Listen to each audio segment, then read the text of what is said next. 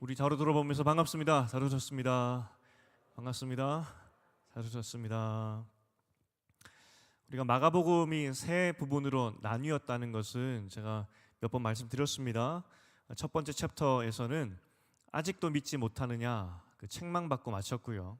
그래서 두 번째 챕터에서는 제자들에게만 예수님께서 제자 훈련시키는 것이 이 두 번째 챕터였습니다. 지난주에도 우리가 봤고요. 쉽게 말해서 지금 제자 훈련하는 겁니다. 12명을 데리고 예수님께서 특별 제자 훈련, 왜냐하면 아직도 믿지 못했기 때문에 그랬다는 겁니다. 지난주에 우리가 그 제자 훈련의 첫 모습을 보았는데, 사실 그 제자 훈련하면은 그 예수님과 제자들이 어떻게 서 있는지 그 위치가 중요하지 않습니까? 제가 제자 훈련을 해도 제 오른편에는 아무도 안 앉으려고 합니다. 왜냐하면 항상 질문이 오른쪽으로 가기 때문에 자리가 굉장히 중요하거든요. 제자 훈련할 때 예수님과 제자들의 위치가 어떻게 되느냐라고 했을 때 예수님을 따르는 것이 제자입니다. 뒤에 있는 것.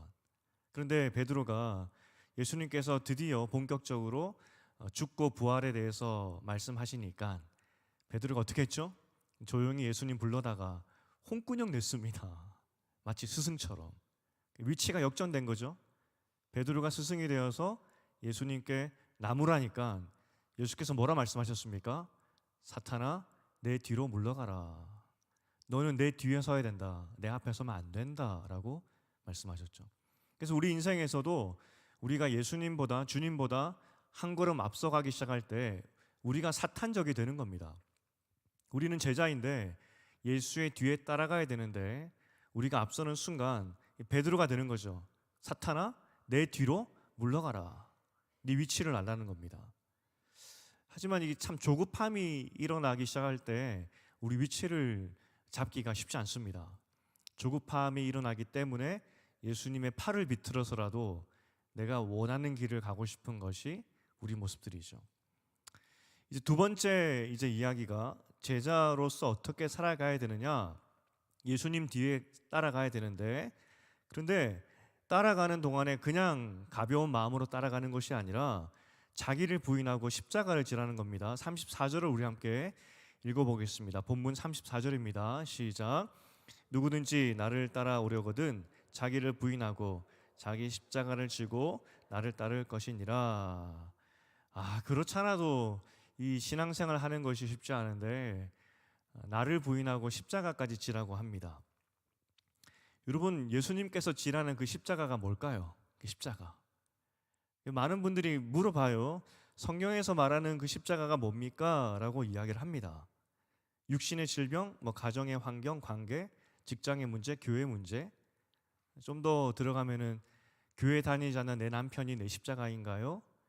또 교회를 다니지 않는 내 자녀들이 내 십자가인가요? 라고 물어보기를 하죠. 근데 그 당시에 이 십자가의 의미를 안다면 믿지 않는 남편이나 신앙을 떠난 자녀들이 십자가가 될 수가 없습니다. 그 십자가를 지라는 말은 십자가 형벌을 받으라 그 말이거든요. 십자가의 형벌을 받으러 갈 때 십자가를 짊어지고 갑니다. 그 형벌 장소까지. 십자가를 지고 갈 때 그냥 지는 것이 아니라 이미 그 전에 많이 맞았고요. 비틀비틀하면서 죽는 힘을 다해서 걸어가겠죠? 그때 사람들이 돌을 던지고 침을 뱉으면서 조롱합니다. 누구든지 나를 따라오려거든 내가 십자가의 형벌을 받으러 십자가를 지고 가듯이 너희도 공개 처형장으로 끌려갈 준비가 되어 있어야 된다. 그런 의미입니다.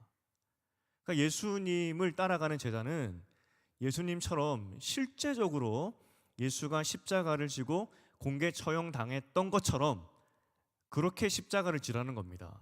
무섭죠? 어쨌든 이게 십자가를 지는 의미가 이것이기 때문에, 그러하기 때문에 여러분의 남편이나 시댁이나 자녀나 관계가 여러분의 십자가가 될 수가 없습니다. 그런 것들의 십자가를 비유한다면 십자가의 그 명예를 우리가 훼손하는 거겠죠. 모독하는 겁니다. 인생의 문제가 십자가처럼 고된 분이 있을 수도 있습니다. 한숨이 나오고 앞이 캄캄하고, 그럼에도 불구하고 예수께서 진 그 십자가의 모욕적인 죽음, 공개 처형장으로 끌려가는 그것과는 비교할 수는 없겠죠. 성경에서 십자가를 진다는 것은 예수님처럼 죽을 각오로 부끄러움과 고통을 온 사람 앞에서 당할 각오로 가는 것이다 이야기를 합니다. 제자도가 이렇습니다. 여러분, 예수님 뒤에서 그렇게 십자가를 지면서 살아가고 있습니까? 그래서 자기 부인이 나오는 거죠. 자기 부인이 뭡니까? 나는 없다는 겁니다. Nothing, 아무것도 없다. 나는 완전히 없어지고 내 명예, 이름, 자존심 모두 없어지고 예수님처럼 온갖 수모와 침뱉음과 돌맞음을 당하면서 십자가를 지고 죽으러 간다. 이게 제자도라는 겁니다. 과연 우리가 몇 사람이나 이런 십자가의 도를 살고 있을지 다시 질문 드립니다. 여러분에게 십자가란 더 이상 시댁이나 남편이나 자녀가 아니라 나는 없어지고 예수님처럼 내 모든 명예와 내 모든 권리를 내려놓고 사람들에게 침뱉음과 돌을 맞더라도 예수님의 뒤를 따라가는 신앙인의 삶이 이 제자도이고 십자가를 지는 삶입니다. 이거 할 수 있겠냐고요. 점점 더 어려워지지 않습니까? 어떻게 제자의 도를 살라는 것인가? 34절에 보면은 나를 따를 것이니라 라고 되어 있는데 이 말씀도 문제입니다. 이 따르라 이것이 제자 훈련의 삶을 훈련받아서 그 훈련받으러 가자. 그 훈련받으면 네가 따를 수 있을 것이다. 연습하라 그런 의미가 아니라 명령입니다. 지금 당장. 예수님 저 아직 모르는 것 같습니다. 예수 믿긴 하지만 제자로 살기에는 아직 훈련이 덜 받은 것 같고 신앙 영수가 좀 짧은 것 같습니다. 내가 할 일이 좀 남았고요. 내가 해야 될 일도 좀 있습니다. 그거 다 마치고 나서 따르겠습니다. 그게 통하지 않는다는 겁니다. 지금 바로 즉시. 내 모든 것을 내려놓고 지금 따라야 된다. 자기 십자가를 지고 너를 부인하고 내 뒤에 서라. 그거죠. 이게 점점 어려워집니다. 십자가를 진 제자의 삶. 그러면서 35절에 그 보충 설명을 해주시는데 세상에는 두 종류의 사람이 있다라고 합니다. 첫 번째는 자기 목숨을 구원하고자 하는 사람들.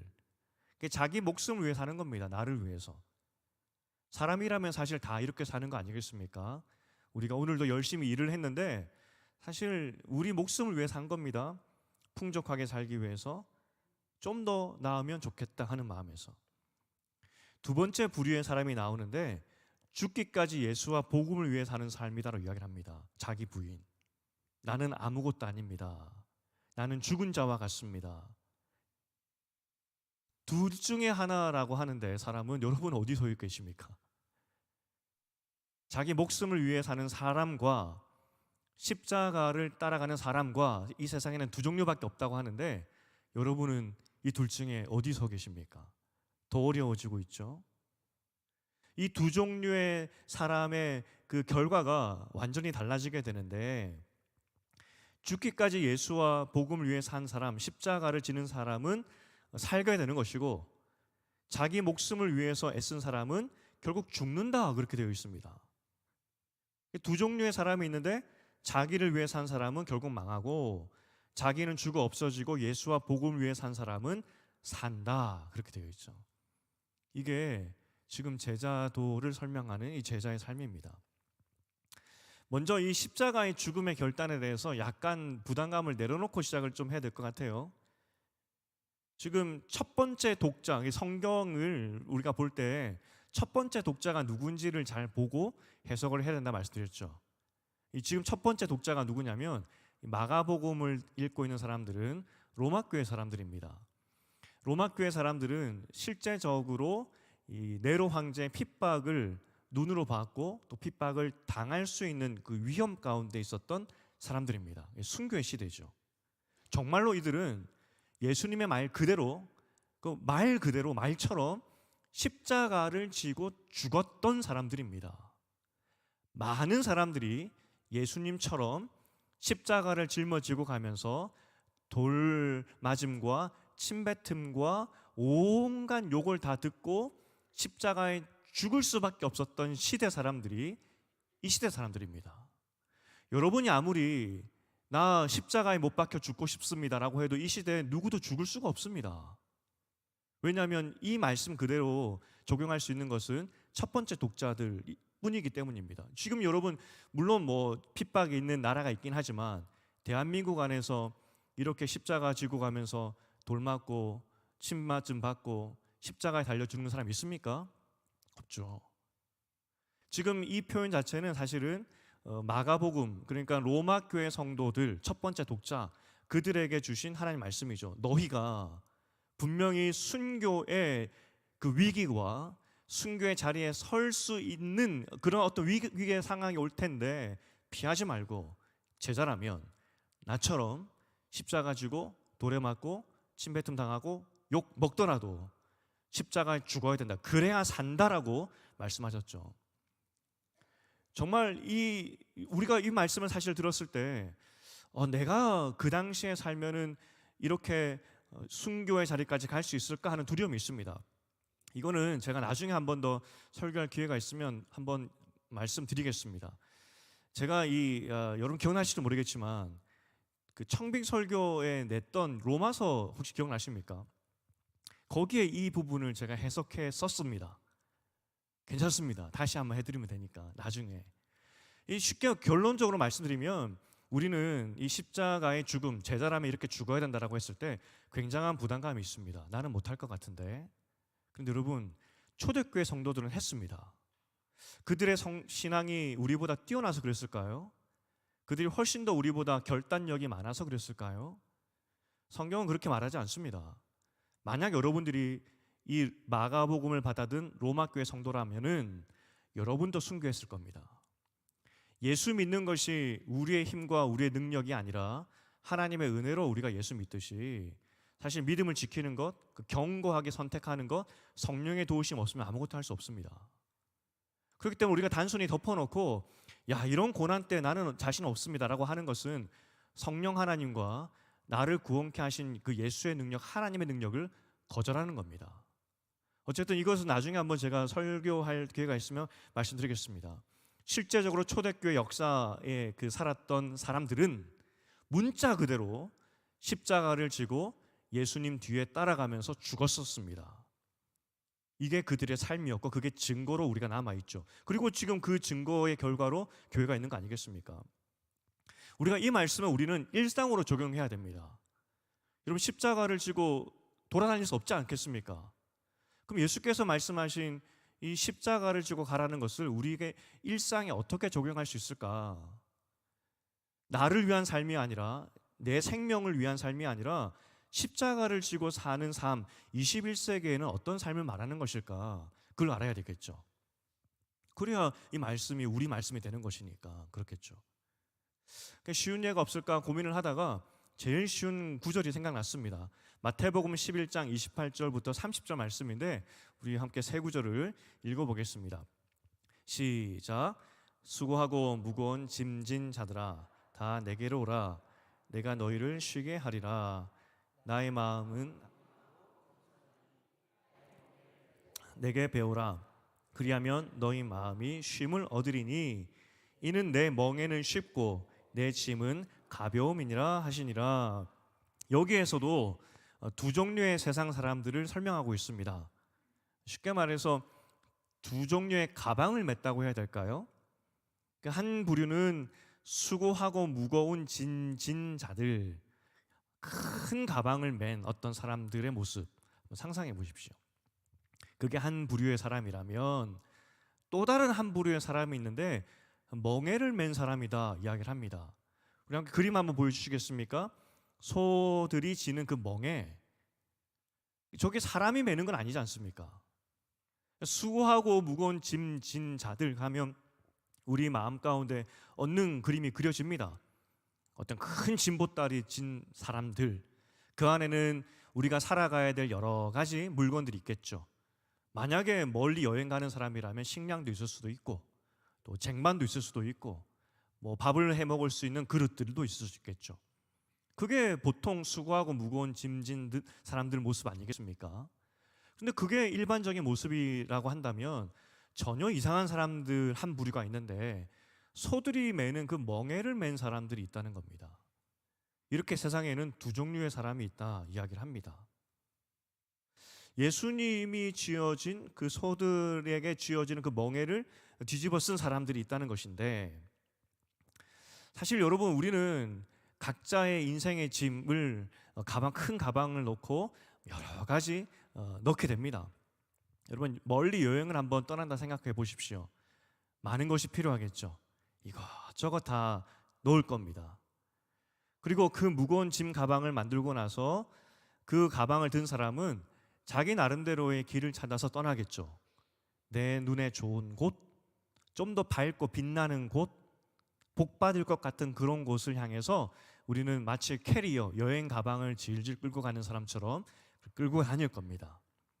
그런데 문제는 그 큰 짐가방을, 캐리어를 끌고 질질 다니다가 결국 광야 같은 인생길에서 말라 죽는다, 그 표현을 하고 있는 겁니다. 큰 여행 가방에 온갖 거 다 집어넣어 보았지만 결국 그 가방을 끌고 다니다가 길을 잃고 헤매다가 죽게 되더라. 아무리 많은 것을 넣어도 언젠가는 그 가방 안에 있는 것이 다 바닥날 것이고, 그래서 그 사람은 짐가방과 함께 죽을 것이다 이야기하는 거죠. 반면에 십자가, 이 멍에를 진 사람 아니겠습니까? 예수님이 쥐어준 멍에. 사실 사람이 지는 것이 아니기 때문에 굉장히 부끄럽습니다. 그리고 멍에를 매면 자유도 없습니다. 멍에를 맸다는 것 자체가 짐승처럼 누군가의 컨트롤을 받는다는 것인데, 그 예수님의 컨트롤 아니겠습니까? 예수님이 원하는 대로 가야 되기 때문에 굉장히 자유도 없습니다. 그런데 사람이 지는 것 같지 않은 그 멍에를 메고 또 나의 자유의지와는 상관없이 예수님이 알려주는 대로 가봤더니 길이 열리고 거기가 사는 길이더라. 짐짝에 매몰되는 인생이 아니라 진짜 사는 것 같은 그런 길로 가게 되더라. 그걸 지금 마태복음에서 이야기해 주고 있는 겁니다. 사람은 누구나 다 가방 하나씩은 다 들고 있는 것 같습니다. 여러분, 되게 좋은 가방 있으십니까? 우리 여성분들은 뭐 흔히 이렇게 표현하던데, 똥가방 하나씩 있어야 된다고? 똥가방, 황토색 가방 있지 않습니까? 아직 잘 모르시나요? 똥가방. 네. 뭐 여러 가지 좋은 가방에 여러 가지 좋은 것을 넣고 싶어 하죠. 뭐 남자들도 마찬가지입니다. 도라에몽 아십니까? 도라에몽. 그림을 가져오려고 하다가, 우리 청년들은 다 알 텐데, 도라에몽이라는 만화 캐릭터가 있습니다. 야, 이 친구는 이 주머니에서 모든 게 다 나옵니다. 온갖 게. 그거 보면서 우리도 인생 살아갈 때 도라에몽 같은 그런 주머니가 나에게 있으면 얼마나 좋을까 하는 생각이 들게 되죠. 마법 같은 그런 주머니. 하지만 성경은 이 큰 가방을 지는 것은 미련하다 이야기를 합니다. 아무리 많이 집어넣어도 결국 그 무게 때문에 수고하고 무거운 것뿐이고, 그것이 내 목숨을 구해주지 않더라는 겁니다. 내 자존감을 높여주고 성공을 줄 것이라고 생각하여서 큰 가방 마련하여서 이것저것 넣어보았지만 결국 그 가방에 깔려 죽을 것이다 이야기하죠. 예수께서 우리에게 새로운 짐을 지어주시는데, 새로운 멍에죠? 새로운 가방, 십자가. 사실 십자가는 주머니도 없습니다. 무언가 놓고 싶은데 보관도 안 되고요. 그냥 나무입니다. 쉽게 짊어질 수도 없습니다. 너무 딱딱해서 어깨가 백이죠. 그냥 나무를 어깨에 짊어져야 하는 그런 삶. 하지만 놀랍게도 예수께서 말씀하십니다. 그 십자가의 멍에는 가볍다. 어떻게 맬지 몰라서 쩔쩔 메고 있는데 내가 가르쳐 주겠다. 이 십자가에는 주머니도 없고 무엇도 보관할 수 없는데 그냥 십자가인데, 그런데 그 십자가 멍에가 너를 살려줄 것이다 이야기를 하죠. 사실 이 십자가의 멍에, 이 멍에를 짓는 것은 사람이 짓는 것이 아니기 때문에 다른 사람들이 보았을 때 눈에 확 띕니다.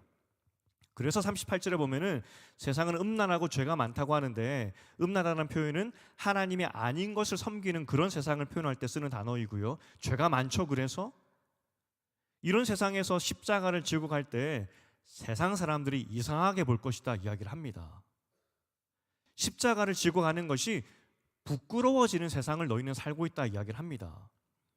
모든 사람들은 큰 가방에 여러 가지 놓고 가는데 사람이 지는 것이 아닌 그 멍에를 메고 가니까 눈에 확 띄죠. 그런데 그런 멍에를 진 사람들이 소수이기 때문에 다수인 세상 사람들, 가방을 든 사람들이 소수인 나무 멍에를, 십자가를 진 우리를 향해서 조롱할 것이다 이야기를 합니다. 그런데 너희는 부끄러워하지 말라 말씀하시죠. 사실 우리는 은근슬쩍 부끄러우니까 십자가를 내려놓습니다. 그리고 세상 사람들처럼 가방을 찾죠. 그게 우리 모습 아니겠습니까? 참 신기한 것은 역술인 숫자 했을 때 우리나라의 비공식적이지만 그 역술인 대표가 이야기한 겁니다. 우리나라의 공식, 비공식, 무속인을 다 합하면 100만 명입니다 이야기하더라고요. 엄청 많죠. 500명 중에 한 명입니다. 500명 중에 한 명. 목사는 대충 한 20만 명 봅니다. 20만 명도 많은 줄 알았는데 역술인에 비하면 아무것도 아니죠. 타로 점집은 얼마나 많습니까? 이대 앞을 가보십시오. 그리고 가보면 항상 청년들이 거기 앉아 있습니다. 그런데 놀랍게도 세상 사람들은 점집 가는 거, 타로 점 보는 거 부끄러워하지 않아요.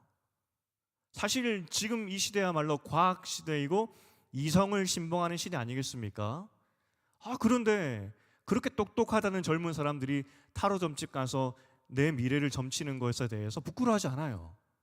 희한하죠. 점집에서 말해주는 것이 무엇이겠습니까? 너의 가방을 채워라. 어떻게 하면 너의 수고하고 무거운 그 짐을 더 채울 수 있는지 그거 말해주는데 별로 젊은 사람들이나 우리나라 사람들이 점집 가는 거에 대해서 부끄러워하지 않습니다. 그런데 교회 가는 것은 부끄러워해요. 38절에 나와 내 말을 부끄러워하게 될 것이라고 말씀하셨는데 우리는 왜 부끄러워할까요? 다르니까 불안하죠. 내가 잘못 사는 것 같아서 우리는 불안하게 됩니다. 그리고 다른 사람들도 이야기하죠. 너 잘못 살고 있는 거야. 그렇게 살면 안 돼. 라고 우리를 손가락질하는 겁니다. 다르다는 것이 굉장한 스트레스입니다. 여러분 이 다름 때문에 스트레스를 받으시나요? 저희 아이가 안경을 끼고 있는데 어린이집 다닐 때부터 안경을 꼈습니다. 시력 교정을 했더니 안경을 껴야 된다 그래가지고 안경을 끼고 첫날인데 어린이집을 안 들어가려고 그러더라고요. 안경을 꼈는데 어린이집을 안 가려고 하더라고요. 왜 그러냐 그랬더니 안경 썼다는 것 자체가 부끄럽다는 겁니다. 너 안경 썼네 하는 그 말이 듣기 싫다는 거죠. 얼마 전에 그 신도시 쪽에서 사역하는 그 목사님의 설교 내용이었습니다. 거기 중학생들의 이야기인데 거기 중학생들은 교회 다닌다고 하면 왕따 시킨다고 하더라고요. 지금도 그렇구나 싶습니다. 아니 세상 사람들은 무속인 찾아가서 어떻게 하면 큰 가방에 그 가방에 좋은 거 넣을까 죽도록 노력하면서 그 길을 물으면서 그들 앞에서 빌고 하는데 그런데도 전혀 부끄러워하지 않습니다. TV에서는 과학과 이성의 시대라고 하는데 오늘의 운세를 계속 보여주고 있습니다. 그런데 우리도 그렇고 세상도 그렇고 그런가 보다 하면서 미신이라고 비난하지 않죠. 하지만 십자가를 진 우리의 모습을 보면서 우리도 부끄러워하고 세상도 우리를 향하여서 이상하다 손가락질합니다. 미신이고 광신이라 이야기를 하죠. 그 결과에 이제 일어나는 일이 수고하고 무거운 짐과 십자가를 동시에 지려고 하는 것이 우리 모습 가운데 있는 것 같습니다. 세상 사람들이 모두가 지고 가는 그 생명을 줄 수 있을 것 같은 그 인생의 가방, 그 가방도 짊어지고 또 교회 다니기 때문에 예수 믿으니까 예수님의 제자로 적당히 십자가의 멍에도 짊어지고 세상 사람들이 볼 때에는 세상의 무거운 짐을 나도 졌다라고 보여주고 싶고 교회에 오면 십자가를 지고 가는 내 모습도 보여주고 싶고 우리에게는 두 개의 가방이 있는 것 같습니다. 그런데 여러분 유치원을 졸업하고 초등학교로 올라갈 때 우리는 유치원 가방을 다 버립니다. 초등학교를 갈 때는 새 가방 메고 가죠. 가방을 바꿔야 됩니다. 그것이 초등학생이 되었다는 새로운 정체성입니다. 초등학교 가는데 어디 유치원 쓰여진 가방 메고 가면 그 아이가 이상한 겁니다. 옛것을 가지고 있다는 것 자체가 아직 어린 아이라는 증거겠죠. 철이 안 든 겁니다. 성경의 도전이 뭐냐면 둘 중 하나만 지라는 겁니다. 제자는 수고하고 무거운 짐가방 던져버리고 예수님이 지어주신 그 십자가의 그 멍에를 지는 것이다 이야기하는 것이죠. 십자가가 우리의 생명을 살리지 그 짐가방이 우리를 살리지 않는다 말씀하십니다. 세상에서 성공하는 인간은 어떤 가방을 짊어지고 어떤 것을 넣었느냐 그것으로 판단한다 이야기를 하지만 성경은 이야기합니다. 그 가방 내려놓고 예수님이 지어주는 그 십자가의 멍에를 지라 이야기를 하죠. 그런데 성경은 다시 한번 강조합니다. 훈련이 아니라 지금 당장 하라는 겁니다. 이미 너희는 초등학교 유치원을 졸업한 아이들과 같은 새로운 사람이기 때문에 세상의 짐을 내려놓고 십자가를 지금 지라는 겁니다. 예수님 좀 훈련받고 하겠습니다. 성장하고 하겠습니다. 그게 아니라 지금 바로 즉시. 그럼에도 불구하고 이게 참 십자가를 선택하는 것이 쉽지 않습니다. 그리고 여전히 세상의 짐가방에 대한 미련이 있고 걱정이 있죠. 왜 그런 일이 일어났느냐? 우리가 십자가를 부끄러워하고 그 십자가만 지는 삶을 왜 결단하지 못하느냐라고 했을 때 이 십자가의 능력을 우리가 잘 모르기 때문인 것 같습니다. 십자가를 붙드는 것이 그 예수가 짊어지게 하신 그 멍에를 지는 것이 생명이라고 이야기를 하는데 그 생명의 능력을 모르기 때문에 결정을 못하는 것 같습니다. 우리 로마서 1장 16절을 함께 읽어보겠습니다. 로마서 1장 16절입니다. 시작. 내가 복음을 부끄러워하지 아니하노니 이 복음은 모든 믿는 자에게 구원을 주시는 하나님의 능력이 됨이라. 먼저는 유대인에게요 그리고 헬라인에게로다. 바울이 이야기합니다. 내가 이전에는 유대인이라는 그리고 유대인 중에 유대인이라는 그런 혈통적인 것과 학벌적인 것 완벽하게 다 갖추었고 내가 짊어진 가방은 누구보다도 멋진 가방이었지만 이 십자가의 능력을 깨닫고 내가 이 복음을 부끄러워하지 않게 되면서 내가 이전에 짊어졌던 가방을 내가 버리고 이제는 십자가만 선택했다라고 이야기를 하고 있는 겁니다. 십자가를 지는 것이 결코 아깝거나 내 인생을 낭비하는 것이 아니라 정말 십자가만이 생명이고 그것이 능력이기 때문에 나는 생명의 십자가를 선택했고 부끄러워하지 않는다라고 이야기를 하는 것입니다. 십자가의 가치를 알고 거기에 주머니도 없고 짊어지기 너무나 힘든 딱딱한 나무 같은 그 짐 같은 십자가지만 멍해지만 그것을 짊어지는 순간 나에게 능력이 있다는 것을 알기 때문에 나는 이것을 선택했다는 것이 바울의 이야기였습니다. 구약에 좋은 예가 있는 것 같습니다. 아람 군대가 엘리사를 잡으려고 군대를 보내서 성을 완전히 포위해 버립니다. 겁에 질렸던 사환이 엘리사에게 쫓아와가지고 상황을 설명합니다. 우리 죽었습니다. 당신 잡으려고 아람 군대가 성을 에워쌌습니다. 우리는 죽었습니다. 라고 이야기할 때 열왕기하 6장 15절부터 17절까지 우리 읽어보겠습니다. 열왕기하 시작. 하나님의 사람의 사환이 일찍이 일어나서 나가보니 군대와 말과 병거가 성읍을 에워쌌는지라. 그의 사환이 엘리사에게 이르되 내 주여 우리가 어찌하오리까 하니 대답하되 두려워하지 말라. 우리와 함께한 자가 그들과 함께한 자보다 많으니라 하고 기도하여 이르되 여호와여 원하건대 그의 눈을 열어서 보게 하옵소서 하니 여호와께서 그 청년의 눈을 여심해 그가 보니 불말과 불병거가 산에 가득하여 엘리사를 둘렀더라.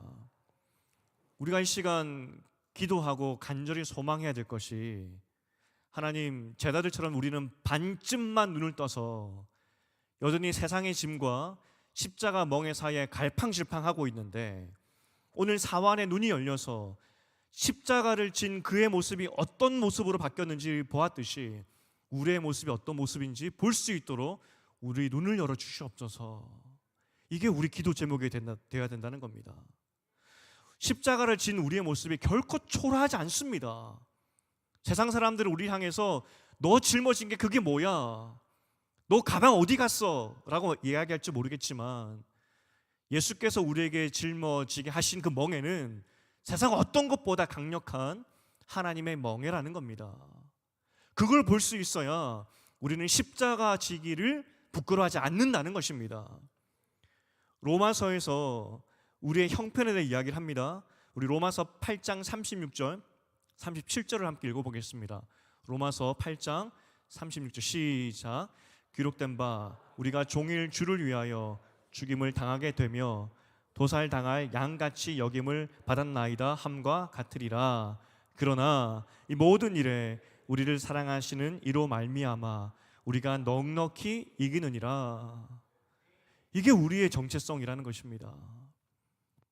여전히 우리가 갈팡질팡하고 있지만 예수께서 여러분을 향하여서 초대하는 이유가 무엇이냐면 십자가의 멍에야말로 정말 생명이고 십자가의 멍에를 진 우리야말로 세상 누구도 감당치 못하는 존재로 바뀌어버리기 때문에 예수께서는 수고하고 무거운 너희들아 와서 그거 내려놓고 멍에지라고, 이거 쉽고 가볍다고, 그래야 하나님의 능력이 너희 안에 있다고 말씀하시는 것입니다. 갈라디아서 2장 20절도 함께 읽어보겠습니다. 갈라디아서 2장 20절입니다. 갈라디아서 2장 20절, 우리가 잘 아는 내용인데 아마 암송하시는 분도 계실 겁니다. 우리 함께 암송하면서 읽어보겠습니다. 내가 그리스도와 함께 십자가에 못 박혔나니 그런즉 이제는 내가 사는 것이 아니요 오직 내 안에 그리스도께서 사시는 것이라. 이제 내가 육체 가운데 사는 것은 나를 사랑하사 나를 위하여 자기 자신을 버리신 하나님의 아들을 믿는 믿음 안에서 사는 것이니라. 십자가를 지고 가는 삶의 의미는 믿음으로 가는 겁니다. 현대판으로 십자가를 지고 간다, 내 십자가를 지고 간다, 그 의미는 다른 의미가 아니라 믿음으로 산다는 그 의미로 우리는 해석해서 적용할 수 있다는 겁니다. 세상 사람들이 큰 가방 마련하고 세상의 방법으로 살기 위해서 발버둥 친다 할지라도 나는 예수가 나를 살립니다, 그 믿음으로 가는 것, 그게 십자가를 지고 가는 사람의 모습이라는 것이죠. 여러분, 신부님들의 옷을 보면 단추가 굉장히 많습니다. 제가 다큐멘터리를 본 적이 있는데 단추가 많은 이유가 뭐냐면 입고 벗고 굉장히 불편하지 않습니까? 특별히 벗을 때 그 의미를 둔다고 합니다. 사실 신부로 살 때 때려치우고 싶을 때가 많죠. 세상으로 가고 싶을 때가 참 많다고 합니다. 그때마다 그 옷을 벗으려면은 단추를 여러 개니까 하나하나 풀어야 되지 않겠습니까? 혹시 속세로 다시 떠나고 싶을 때 그 단추를 풀 때 하나하나 풀어가면서 내가 가는 길이 무엇인지 다시 생각해 보라고, 그래서 단추를 많이 만들었다고 합니다. 왜 스님들은 산에 올라갈 때 머리를 다 잘라버린지 아십니까? 네가 지금 어떤 결단을 하고 어떻게 살기로 결심했는지를 기억하고 다시는 속세로 내려오지 말라고, 꿈도 꾸지 말라고, 그래서 머리를 확 잘라버리는 것입니다. 우리가 십자가를 진다는 의미도 똑같습니다. 우리는 바뀐 신분이고요, 다시 돌아갈 수도 없습니다. 돌아가서도 안 됩니다. 우리는 믿음으로 사는 사람이고, 믿음으로 살 때 하나님께서 우리 눈을 열어서 우리의 존재가 어떠한 존재인지 보게 하시고, 그래서 내 삶 가운데 결핍이 여전히 많지만 십자가를 지고 가는 사람이 이것이 행복이고 이것이 참 생명이구나 하나님께서 알게 하실 텐데, 그게 우리의 삶의 모습이라는 겁니다. 그래서 십자가를 지고 가는 삶의 가장 중요한 첫 시작, 그 중요한 것, 믿음으로 사는 것입니다. 오직 의인은 믿음으로 산다. 십자가를 지고 가는 삶은 믿음으로 사는 삶입니다. 그래서 오늘 교회가 필요하고 금요 기도회가 필요합니다. 기억하고 기도하기 위해서 다시 내 가방을 내려놓고 십자가를 다시 같이 들춰매는 시간이기 때문에 이렇게 함께 기도하는 시간이 중요하다는 겁니다. 주님이 주시는 짐은 가볍다 말씀하셨습니다. 와서 배우라고 말씀하셨습니다. 자기 십자가를 지고 지금 쫓으라고 말씀하셨습니다. 우리가 그 마음으로 다시 기도하기 시작할 때 하나님께서 우리 눈을 여셔서 우리가 어떠한 존재인지 보게 하시고, 십자가를 지는 것이 정말 생명이구나 다시 깨닫게 하시는 그 은혜가 우리 가운데 있게 된다는 것입니다. 이제 말씀을 읽겠습니다. 어제 밤에 집에 들어갔는데 저녁 사이에 밤 사이에 아내와 아이가 이런저런 이야기하다가 아마 직업에 대해서 이야기했던 것 같습니다. 들어가자마자 우리 아이가 이야기합니다. 와, 아빠 대단해 이야기하는 겁니다. 아빠 대단해. 왜 그러나 봤더니 엄마가 목사가 어떤 삶을 사는지를 설명해 줬던 것 같아요. 그래서 아빠 다른 사람을 위해서 산다는 거야? 하면서 목사로 사는 것을 결정한 아빠가 대단해. 그런데 나는 절대로 못할 것 같아. 나는 절대 목사 안 할 거야. 하면서 아빠 대단해 그러더라고요. 사실 제가 대단한 건 없습니다. 제가 뭐 뛰어나거나 대단한 사람이 아니라 저에게 왜 목사를 하냐라고 묻는다면 예수의 십자가의 멍에를 쥐고 사는 삶이 그 삶이 맞기 때문에 그 삶이 정답이기 때문에 그거 알려주려고 저는 지금 목사의 삶을 살고 있는 겁니다. 제가 이전 청년 사역을 할 때 그때 젊은 전도사님들이 많이 오지 않습니까? 그럼 제가 선배로서 목회, 목사의 삶이 뭐냐 이것을 알려줬었어야 되기 때문에 이런저런 대화를 많이 합니다. 숙제도 가끔 줍니다. 처음 부임해 오는 사역자들에게 주었던 또 다른 하나 숙제가 있었는데 그 당시에 섬겼던 교회에서는 부목사들이 수요 예배나 금요 예배 때 설교를 해야 됩니다. 순번에 따라서 한 달에 한 번 정도 설교를 했었습니다. 그리고 저는 그렇게 한 달에 한 번씩 장년 설교도 했었고 매주일 청년 설교를 했었습니다. 새로 부임한 우리 전도사들, 젊은 전도사들에게 제가 숙제를 준 것이 질문이 장년 설교할 때와 청년 설교할 때 그 설교가 어떻게 다른지 그거 이야기해 달라고. 그게 제 숙제였습니다. 잘 지켜보고 매주 청년을 향해 설교하는 내 모습과 장년들을 향해 설교하는 그 내 모습, 그 설교 내용을 비교하여서 어떻게 다른지 알려달라고. 그게 제 숙제였습니다.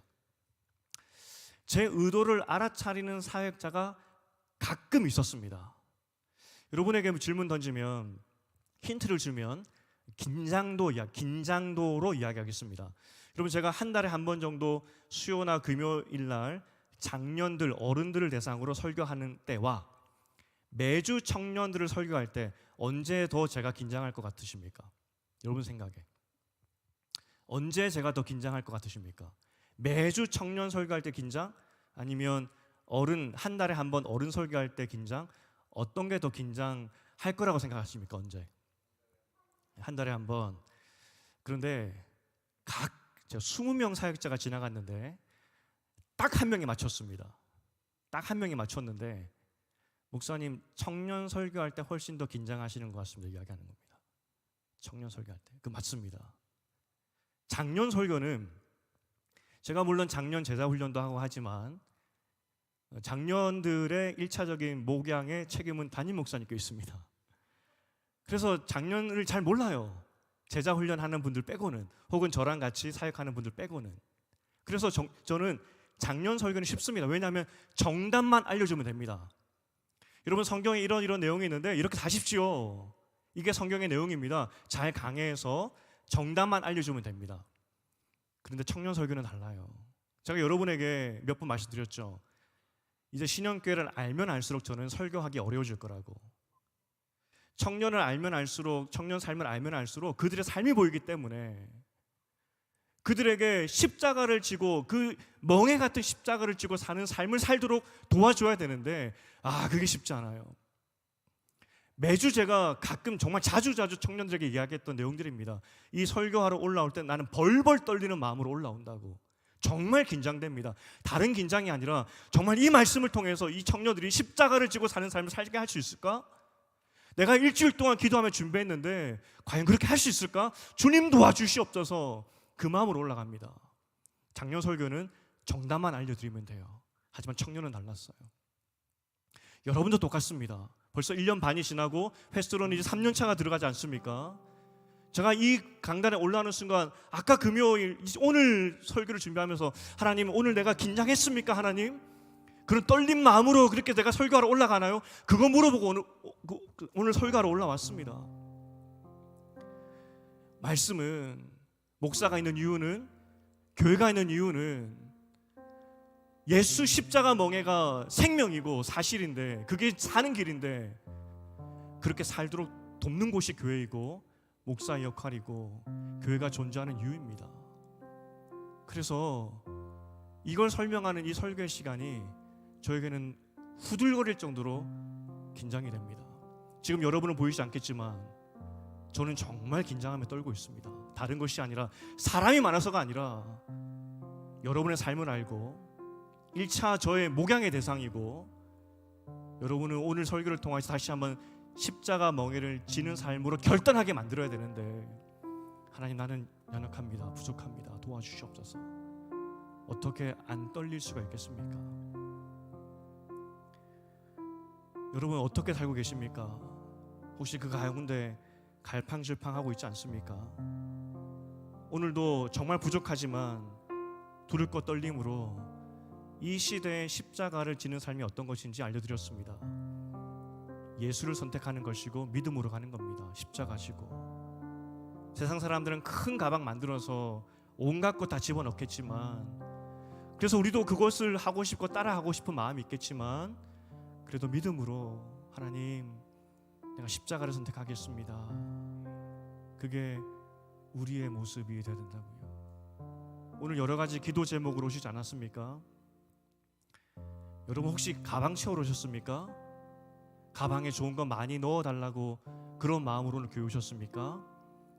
우리가 기도할 제목은 하나님, 오늘도 무엇을 먹을까 입을까가 염려하는 것이 내 부족한 믿음인데 다시 한번 예수 십자가, 예수 잘 믿는 것이 내 인생의 목표가 되게 하시고 예수님 닮는 것이 내 일생의 목표가 될 수 있도록 도와주시고, 그래서 내가 있는 그곳에서, 내가 어디에 있든 그곳에서 예수의 향기를 피울 수 있는 그러한 삶 살 수 있도록 도와주시옵소서. 이게 이 시대에 십자가를 지고 가는 사람의 모습이라는 겁니다.